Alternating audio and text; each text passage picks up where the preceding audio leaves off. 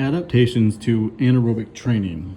When starting a training program, a variety of alterations must take place to increase the strength, power, and size of the muscles trained. The nervous system and the muscle tissue system are the primary physiological system involved with the needed adaptations for increased force production. However, it appears now that the endocrine system also contributes to this process of early adaptations.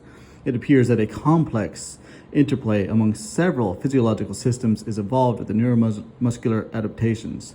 What causes one system to dominate at a given stage of training remains unclear, but could be related to how well trained a person already is, or to the configuration of the resistance exercise stimulus used in the program. For example, a very high intensity 5RM and low volume multi-joint lift training program in a trained athlete may primarily affect neural factors: recruitment, patterning, activation, and inhibition.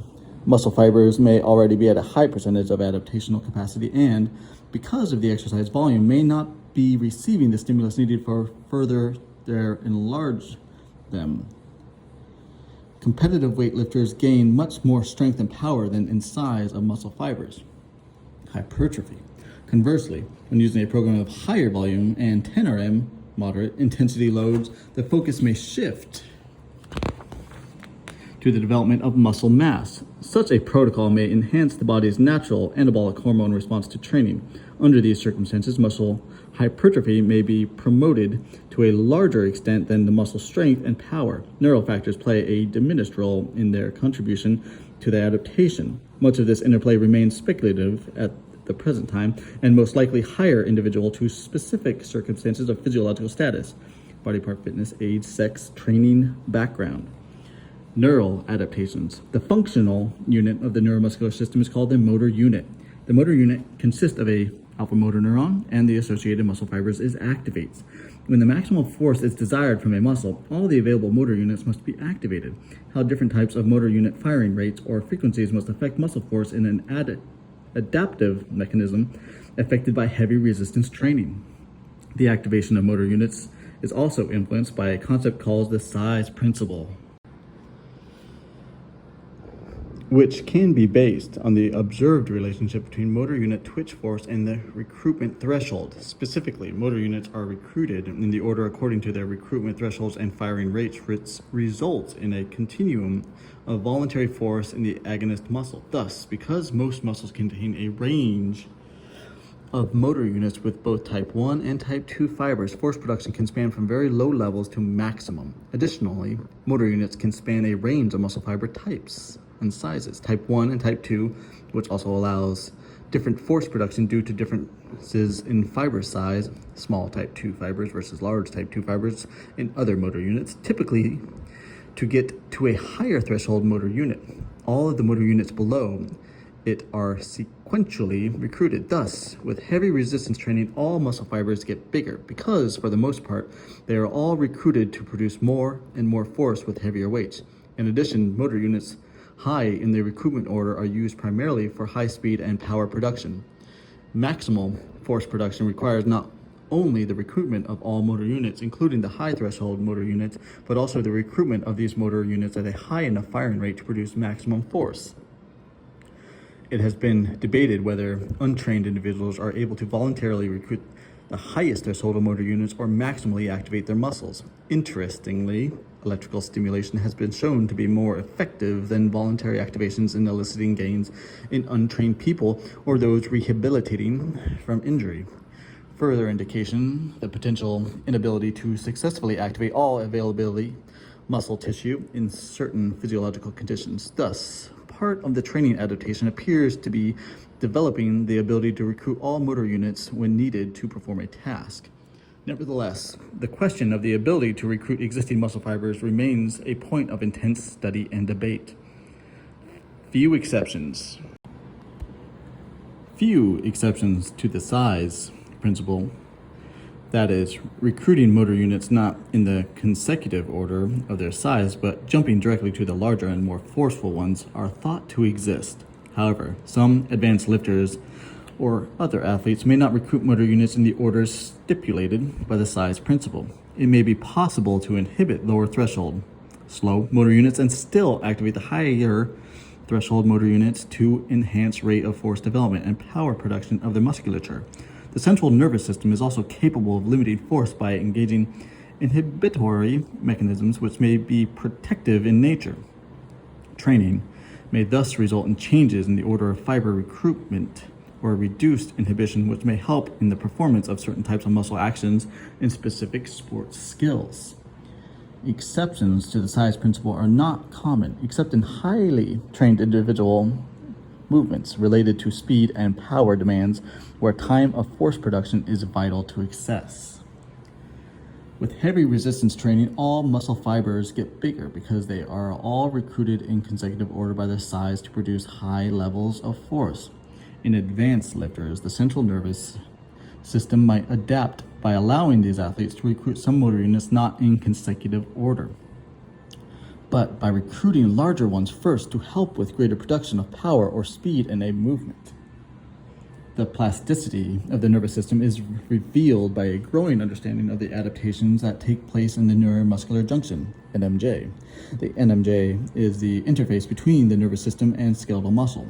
Data about the molecular mechanisms involved with neural adaptations to general exercise training are limited, but the majority of morphological studies have examined the impact of exercise training on the NMJ in animals. The key findings is the NMJ adapts to exercise, as does the muscle. Insights into NMJ morphological changes with different intensities of exercise were dramatically demonstrated by Adaptations et al., who examined the effects of high versus low intensity treadmill endurance exercise training on the NMJ adaptations in the soleus muscle of rats. Both high and low intensity running exercises increased the area of the NMJ. NMJ hypertrophic responses were observed in both groups, but the high intensity group had more dispersed, irregularly shaped synapses, while the low intensity group had more compact, symmetrical synapses. The high-intensity training group also exhibited a greater total length of nerve terminal branching than the low-intensity and control groups did.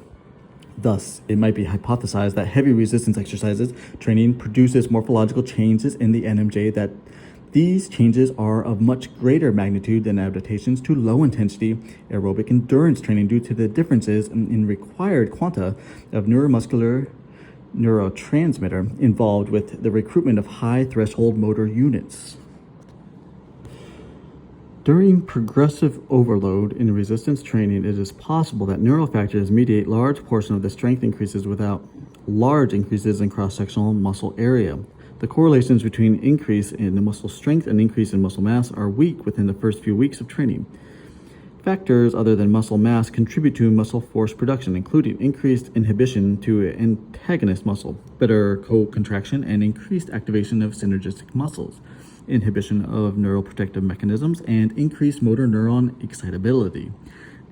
This appears to be the most obvious in the early phases, 2 to 8 weeks of training, when strength gains are much greater than can be explained by muscle hypertrophy, and later in training when muscle proteins are approaching their maximum cell size.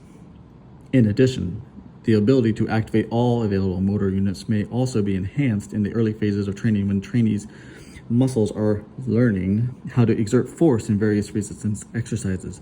The specific type of program used may be one of the most important factors in initial strength gains due to the neural factors.